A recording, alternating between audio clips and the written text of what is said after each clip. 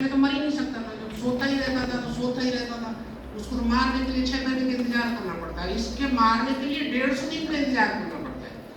आपने देखा होगा कि इसकी जो प्यूपा फेज, जो डाइफेज फेज है, वो दोनों जो सीड के कोटिलेडन्स है उनमें ये चिपक जाता है। ये अपने अंदर से एंजाइम रिलीज करता है, उसको वो चिपका लेता है और उस डाइफेज फेज में 150 दिन तक रहता है। और 150 दिन तक ये इंतजार करता है कि कब मतलब ऑप्टिमम मॉइस्चर और प्रीडिस्पोजिशन कंडीशन आएंगे। प्रीडिस्पोजिशन कंडीशन में 4-5 फैक्टर है, रेनफॉल है, relative humidity, wind velocity, solar radiation. ठीक है, अंधेरे में रहना ज्यादा पसंद करता है।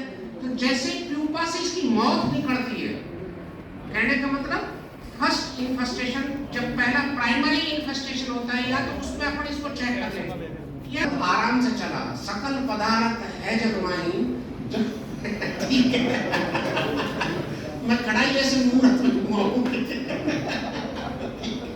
कोई विघन आ ही जाता है, ठीक है, पर डटे रहना चाहिए, मुसीबत में भी डटे रहना चाहिए, तो सफलता निश्चित रूप से मिलती है।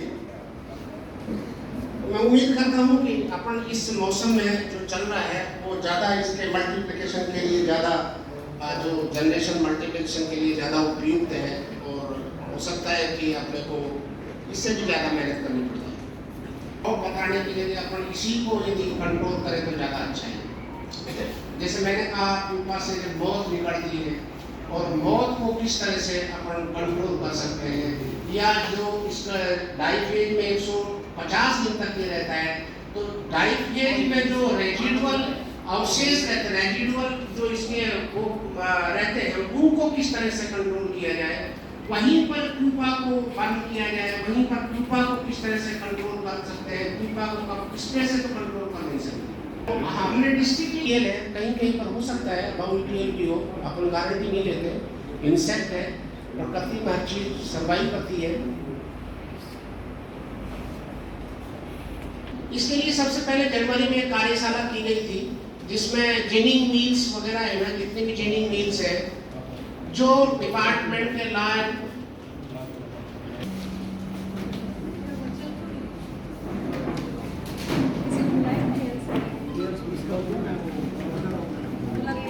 फैक्ट्री थी, जो जनरली ऐसी कॉटन की जेनिंग कर लेते हैं, उसके रेजिडुअल्स को है ना बाहर फेंक देते हैं, और जो बाहर फेंकते हैं ना, उसमें क्या है, इसके जो आधे पके टिंडे होते हैं, उन टिंडों के अंदर ही इसके प्यूपा होते हैं, और वो प्यूपा जैसे बाहर फेंकते हैं, उन प्यूपा में से जैसे ही फेवरेबल कंडीशंस होती है, प्रीडिस्पोजिशन कंडीशन इनके फेवर में आती है, तो इस प्यूपा में से वो मौत निकल के भाग जाती है।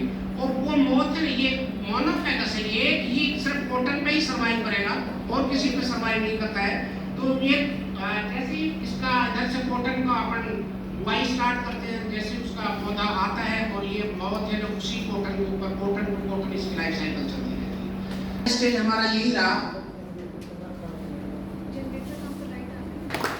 सर, मैं आपको थोड़ा देर अनुरोध करना चाहूँगा कि हमारे जो ये कॉटन बुआई के कुछ एरिया है, जो 2023 में 2,31,000 के आसपास एरिया रहा है, 2,31,830, ये गंगानगर और अनूपगढ़ दोनों का है।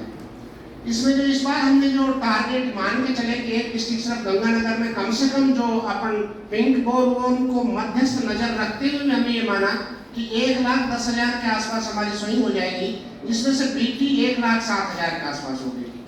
8% भी मैं समझता हूँ कि फील्ड स्टाफ के द्वारा उत्साहित किया गया है, खासकर को प्रमोट किया गया है कि नहीं, जरूरी नहीं है कि इस बार भी पिंक बोलवर्म आए, जबकि इसका इतिहास बताता है कि पिंक बोलवर्म आएगी। इसके बावजूद भी खासकर को मोटिवेट किया, मगर फिर भी इसका अपन जो टारगेटेड एरिया था उसका 60% ही कवर कर पाए हैं।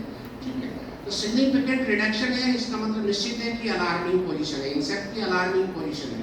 नेक्स्ट, ये जैसा मैंने बताया कि 13 जनवरी को हमने माननीय जिला कलेक्टर महोदय की अध्यक्षता में इसकी रोकथाम के लिए प्रबंधन हेतु जेनिंग मिल के मालिकों को प्रतिनिधियों के साथ हमने एक बैठक की थी, जिसमें इसके अवशेषों को प्रबंधन के लिए अनुरोध किया था कि मैं जेनिंग और बिलोला से निकलने वाली मिलों में से बिलोला को खुले में भंडार में करें, तथा जरूरत पड़ने पर बिलोला को पॉलीथीन और मच्छरदानी से ढक कर रखें, ताकि इसके ऊपर से मौत निकले, तो मौत है ना वो कंट्रोल की जा सके। अरे थोड़ी देर पूरी पढ़ लेना। ये monitoring tool, not a management tool. अपने सिर्फ फेरोमोन ट्रैप से उसका ये पता कर सकते हैं कि भाई ये ईटीएल नुकसान के स्तर पर आया है या नहीं आया। नेक्स्ट, ये उसी के एक हमने 17 फरवरी को सभी लाइन डिपार्टमेंट, एग्रीकल्चर के लिए आदान विक्रेता, वरिष्ठ कृषि वैज्ञानिक, बीज उत्पादक, विपणनकर्ता, कंपनी प्रतिनिधि और कृषकों सहित जिला स्तर पर इसकी इसी तरह से कार्यशाला आयोजित की गई थी और जिसमें इसके प्रबंधन के बारे में सविस्तार चर्चा की गई। नेक्स्ट, इसका सबसे बड़ा एक जो आपने देखा होगा कि ये 21 फरवरी का अखबार की एक न्यूज है।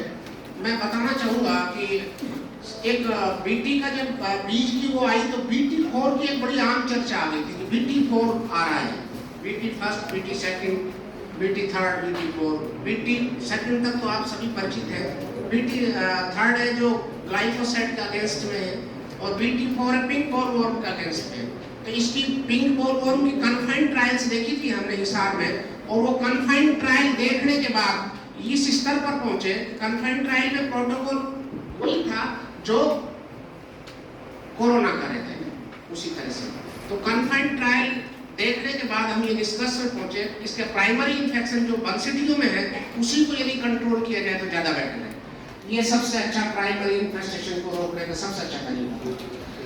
ये एक 2 से 3 मई को डॉक्टर साहब भी उसमें थे और एक कार्यशाला आयोजित की गई थी, राज्य स्तरीय कार्यशाला थी जो कि हनुमानगढ़ में आयोजित की गई, जिसमें सभी अधिकारियों को ये प्रशिक्षण दिया गया था इसके प्रबंधन के बारे में। अब किस तरह से इसको अच्छी तरह से प्रबंधन किया जा सकता है।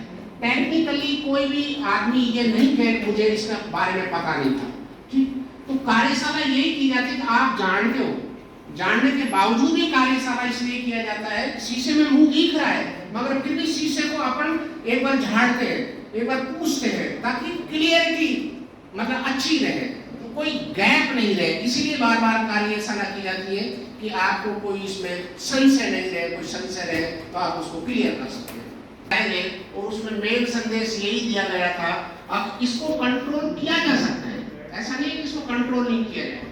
यदि इसको रेगुलर मॉनिटरिंग में, और रेगुलर मॉनिटरिंग में प्रोफाइलेटिक स्प्रे यदि नीम बेस का किया है आपने, और नीम बेस का करने के बाद भी आपको यदि लग रहा है कि ETL पे है और इमामेक्टिन बेंजोएट फर्स्ट स्प्रे यदि उसका दिया है और आपने सिंथेटिक पायरेथ्राइड का यूज नहीं लिया है, तो निश्चित रूप से इसको किसी हद तक अपन कंट्रोल कर सकते हैं।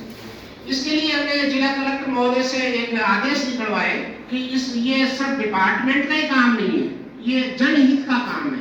इसमें विकास अधिकारी और दूसरे विभागों के, श्रम विभाग के, उन सभी विभागों को यदि सम्मिलित किया जाए, और उसमें पंचायती राज को भी हमने सम्मिलित किया गया था, और सभी हितधारकों को यदि अपन में से ले और तो इसका बंसटी झाड़ प्रोग्राम चला करके इसका प्राइमरी इन्फेस्टेशन रोका जा सकता है। इसी तरह भी सूंडी रोकथाम के लिए भाई वो हमें थोड़ा सा सहयोग करे और इसकी हॉरिजॉन्टल पब्लिसिटी करे, ताकि हर स्तर पर जैसे ईंट भट्टों पर जो एकत्रित कपास का ईंधन है वो उपयोग लिया जाए, और 10 अप्रैल के बाद यदि उपयोग नहीं लिया जाता है तो उसको पॉलिथीन शीट से ढक दे। ये एक क्वालिटी देखिए, प्राइमरी इन्फेस्टेशन के बाद अपना सीड इनपुट आता है, या सीड को अपन किस तरह से रोके कि कोई ये नहीं कहे, जनरली काश्तकार कह सकता है ये बात को, अब सीड नकली था, स्प्रे नकली था, तो आपकी और हमारी जिम्मेदारी बनती है कि अपन उस चीज को एक्सेप्ट करें और कहें कि यार हम किसी तरह से ये पूरी कोशिश करें कि जो सीड काश्तकार को दिया जाए वो क्वालिटेटिव सीड दिया जाए। और जिसमें मैं अनुरोध करना चाहूँगा कि 65 कंपनियों को अनुमति मिली थी पूरे राजस्थान में, जिसमें से 32 कंपनी को यहाँ लागू किया गया था गंगानगर में। के द्वारा 235 वैरायटी को डॉक्टर साहब अलाउ किया था राजस्थान में बेचने के लिए, जिसमें गंगानगर में 101 वैरायटी को अलाउ किया गया है यहाँ, और हमने 101 वैरायटी का अगेंस्ट में 117 सैंपल लिए, ठीक। और 117 में से कुल ये जो मैं बता रहा हूँ 107 का स्टैंडर्ड आए हैं, 2 इसमें से एक किसी दूसरे डिस्ट्रिक्ट का है, हनुमानगढ़ का है, 2 हमारे सब स्टैंडर्ड आए हैं, बाकी के रिजल्ट पेंडिंग है, ठीक। तो हमें हर स्तर पर, बीज के स्तर पर ये पूरी कोशिश की है कि भाई काश्तकार को बीज गुणवत्ता युक्त मिले, और यदि वो कहता है कि मेरे को बीज सही नहीं मिला या बीज की वजह से, तो हमने उसका रिकॉर्ड रखवाया है। हर आदान विक्रेता को ये कहा है कि आप जिसको बीज दे रहे हो उसका पूरा एड्रेस रखेंगे। यदि खासकर बाद में भी कंप्लेंट करता है तो हम कार्रवाई करेंगे। तो अपने को कोई ये नहीं कह सकता कि बीज गुणवत्ता युक्त नहीं है। फिर भी मैं सभी आप में से बहुत से इंस्पेक्टर हैं, आप इस पे पर भी ध्यान देंगे कि आप ज़्यादा से ज़्यादा दवाइयों की भी सैंपल है। मैं तो कहूँ फेरोमोन ट्रैप पे जो ल्यूर लगा होता है, ल्यूर का भी सैंपल है, ठीक है। जिसको बेईमानी की सूझ जाए वो कहीं भी रास्ता निकाल लेता है। आप कोशिश करें कि कोई लैकुना नहीं छोड़े, और लैकुना छोड़ दिया तो वो अपने ऊपर आपने सुनने की भी टॉलरेंस पावर बनानी पड़ेगी। नेक्स्ट।